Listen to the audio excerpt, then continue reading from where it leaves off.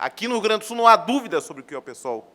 Na nossa tese, nós temos a assinatura e a construção de uma bancada de vereadores que há anos vem aqui na Câmara dos Vereadores, primeiro com Pedro Ruas e com a Fernanda Melchior, agora com o Alex Fraga, dando um combate intransigente no parlamento, sem capitular 1 milímetro dentro dessa casa. A nossa tese tem a assinatura do companheiro Pedro Ruas, que tem sido o principal destaque da Assembleia Legislativa do Rio Grande do Sul.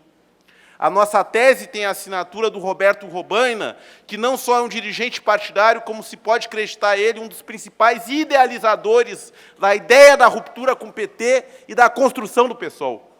A nossa tese tem tranquilidade para fazer todos os debates, porque, além disso tudo, nós somos parte do principal patrimônio que construiu a esquerda nos últimos anos, que foi a candidatura da Luciana Genro como a tradução do que foi a mobilização de junho. Portanto, a gente tem muita facilidade para tocar nos temas, para debater com flexibilidade tática os diferentes movimentos, para ter política para chegar lá no interiorzão, lá no norte do estado, lá em Frederico Westphalen, para poder discutir a modernidade dos novos movimentos sociais, onde foram as nossas companheiras e as nossas militantes do Juntas que estão levantando a bandeira lilás do Fora Cunha, e ontem a nossa bandeira teve erguida na Marcha da Redenção, com mais de 2.000 mulheres que tiveram lá ontem. Hoje, os nossos companheiros vão estar participando do movimento da Parada Livre LGBT, portanto, a gente tem toda a tranquilidade e toda a confiança na nossa política, porque essa política vem dando resultados muito virtuosos para nós. As pesquisas em Porto Alegre, mesmo com todas as manipulações, mostram que o nosso vetor ele é reconhecido por um importante setor de massas que não se desmoralizou com a traição do PT. E por isso que eu não venho aqui entrar nas linhas gerais da nossa política, da nossa tese, porque, em última instância, nós queremos nos posicionar fiéis ao que foi junho. Quando a gente tem dúvida na política, quando a gente tem um caminho sinuoso, a gente olha para junho e tenta se posicionar de acordo com aquelas coordenadas. No movimento sindical, no movimento popular, no movimento juvenil, na relação com as diferentes correntes do PSOL, que isso é um trato que a gente... é algo muito difícil na esquerda, e a gente tem conseguido trabalhar muito bem dentro do bloco de esquerda, dentro das nossas diferenças. A gente impulsiona um jornal sindical com os companheiros da CS, do CRS e de várias outras organizações que está fazendo uma marca muito importante. Então, com essa naturalidade, eu quero aqui não entrar no debate da tese, porque isso a gente vem fazendo e tem construído isso no conjunto do pré-congresso do PSOL. Eu quero aqui falar de uma coisa que foi o verdadeiro absurdo da fala dos militantes da UES. Em resumo, a fala da UES aqui disse o seguinte: nós temos uma situação política complexa, somos iguais, e o PSOL tem uma disputa entre iguais. O fundo que nos divide aqui, companheiros, é que nós não somos iguais ao UES. Nós não somos iguais ao UES porque existe uma diferença no partido. E é a partir daí que a gente vai fundamentar nossas próximas ações. A UES, de forma irresponsável e aventureira, já em 2013, colocou o partido numa contradição. Ao colocar Randolph como presidente, sem respaldo nenhum da base partidária, sem respaldo nenhum da sociedade, o que fez que o próprio Randolph rompesse com a UES. Nós, numa postura responsável, para não dividir o partido, colocamos nossa principal figura pública como candidata para poder garantir que a nossa legalidade não fosse ameaçada pela aventura que a UES fez colocando o Randolph. E isso tem que ser feito um balanço.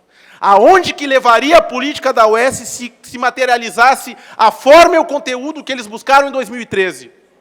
A UES, durante esses 2 anos, fez uma agitação constante de que a prefeitura de Macapá era um exemplo para o PSOL. Era a prefeitura do povo, era a prefeitura mais democrática do Brasil, era a prefeitura que se realizaria a estratégia do PSOL. E qual o balanço que os companheiros tiram da saída pela porta dos fundos do Clécio, que desmoralizou o partido, que deixou a militância rendida, quando no meio da greve dos professores de São Paulo, quando no meio das mobilizações dos professores do Rio Grande do Sul, colocou um interdito probitório contra os trabalhadores para defender a política de ajuste da Prefeitura de Macapá. Só que forma e conteúdo se relacionam. A UES não ia conseguir passar esse conteúdo sem uma natureza na sua forma. E essa forma está se materializando aqui, porque nós não somos iguais. A UES rasgou todos os princípios, em primeiro lugar, atacar o movimento mais dinâmico. Onde começou esse ataque esse ano? Na setorial de mulheres. As nossas mulheres, que estão na rua pelo Fora Cunha, foram desrespeitadas pela UES, onde houve uma intervenção burocrática na setorial, coisa que nunca foi feita na direção do partido. Mas isso foi tendo um ato contínuo. Esse ato contínuo foi a construção de uma maioria artificial no Congresso. A principal bancada da UES, ainda hoje, numericamente, é do Amapá. Mesmo tendo saído Randolph, mesmo tendo saído Clécio, hoje o PSOL do Amapá não se sabe se faz parte ou não da prefeitura do Clécio.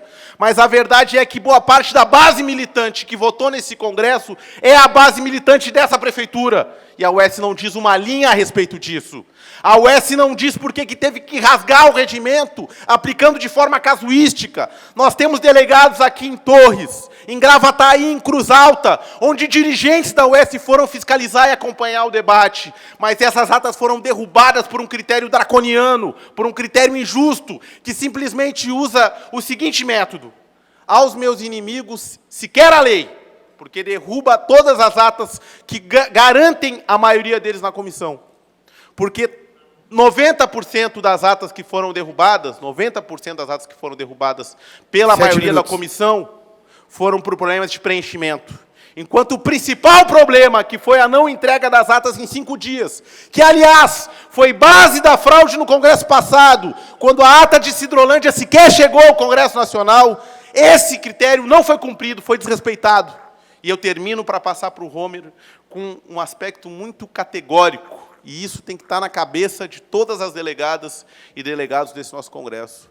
Que moral terá o PSOL, que é o partido antirregime, que é o partido do Chico Alencar, que é o partido do Marcelo Freixo, que é o partido que faz o combate intransigente às maracutaias do Cunha, se aqui dentro a gente não adota politicamente um critério de isonomia, de transparência. E ontem, no Rio de Janeiro, nós chegamos ao absurdo.